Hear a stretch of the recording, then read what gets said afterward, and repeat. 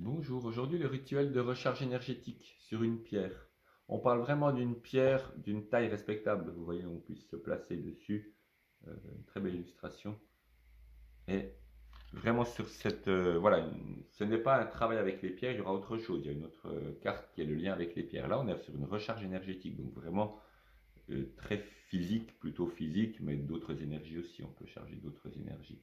Donc voilà, on est sur un travail géobiologique, sur sur vraiment ces emplacements de pierres qui sont connus, qui sont répertoriés. Donc voyez de quel type d'énergie vous voulez vous recharger, en quel type, parce que c'est vrai que si c'est imprécis, la recherche sera imprécise.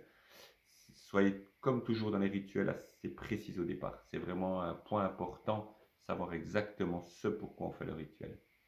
Et puis vous pouvez vous renseigner sur internet, il y a plein de pierres, vous en trouvez une facilement, on va trouver la pierre correspondante. Vous regardez ça dans les légendes, hein, les rationalistes appellent ça des légendes.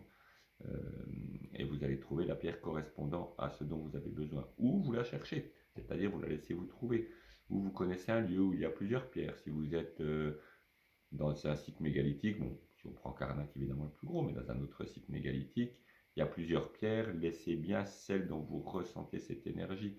Vous pouvez travailler les yeux fermés, vous pouvez regarder aussi pour voir un peu la forme de la pierre, ce qu'elle vous rappelle. Mais travailler les yeux fermés fonctionne aussi bien en ressentant ces énergies de pierre. Vous baladez dans une zone où il y en a, pas spécialement un site mégalithique, pas qui a été façonné par l'humain, mais simplement des lieux où il y a beaucoup de pierres. Et puis vous baladez, vous laissez faire, vous gardez, vous ressentez, et vous laissez cette pierre vous trouver. On est toujours, quand on cherche, en réceptivité en réalité. Vous sortez les antennes et vous ressentez pour trouver cette pierre correspondante. Et puis simplement se mettre en contact avec la pierre, comme il est expliqué dedans. Vraiment, c'est quelque chose de très naturel, vraiment très naturel. On se met en lien avec la terre en passant par la pierre. Et puis on laisse faire le rechargement. Si vous travaillez avec des baguettes de sourcier, hein, sur les réseaux, sur les méridiens de la Terre, utilisez vos baguettes évidemment. Vous pouvez, ou des baguettes qui tournent. Utilisez vos baguettes, utilisez le pendule, utilisez ce que vous souhaitez pour, pour chercher cet endroit. De toute façon, ce sont des amplificateurs. Vous avez le pouvoir en vous, vous avez le lien en vous.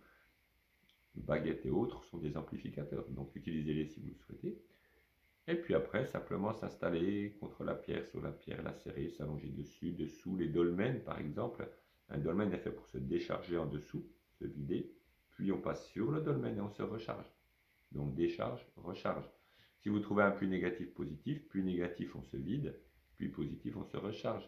Il est bien de trouver un endroit qui justement nous...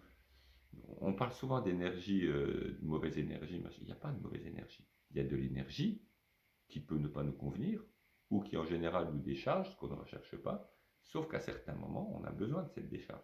Cette décharge va être utile. Je me décharge sur une des pierres, et je vais me recharger sur l'autre. Il y a un mouvement entre les pierres, et je l'utilise.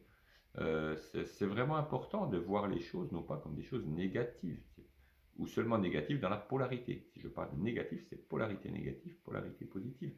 Mais ça n'est pas négatif, mal, Satan. Ces visions enfantines sont vraiment à laisser de côté quand on travaille en chamanisme, quand on travaille même l'énergie, tout est juste. Donc voilà, c'est simplement que c'est une énergie qui ne me correspond pas, qui peut me prendre de l'énergie, ok, dans ce cas-là je travaille avec, et je vais éventuellement bloquer au cas où, mais je ne vais pas commencer à faire des exorcismes ou des choses comme ça, à aller en conflit, ce n'est pas le but. Tout conflit engendre du conflit, et des choses comme ça. Donc vraiment on est sur un travail en positif. Même quand on travaille avec une énergie, une polarité négative, mais sur un travail vraiment dans le bon sens. Et si vous trouvez une pierre négative, une pierre positive aussi, ça peut très bien fonctionner. Pierre positive, pierre négative, on est, euh, on est dans le pierre, enfin féminine, masculine, hein, négative, positive, polarité féminine, négative. Vraiment, on va prendre cette énergie de la pierre féminine et puis on va l'extérioriser au masculin. Donc vraiment du négatif, du féminin au masculin, du négatif au positif. Donc voilà, plein de manières de travailler avec les pierres. Le contact, alors attention aux pierres, c'est froid, comme j'ai dit, la nudité ça peut se faire, mais ça refroidit vite les pierres. Donc prêtez-y attention, il vaut mieux avoir bien chaud et être bien à l'aise. Voilà, bonne balade à la recherche d'une belle pierre et bon temps de recharge.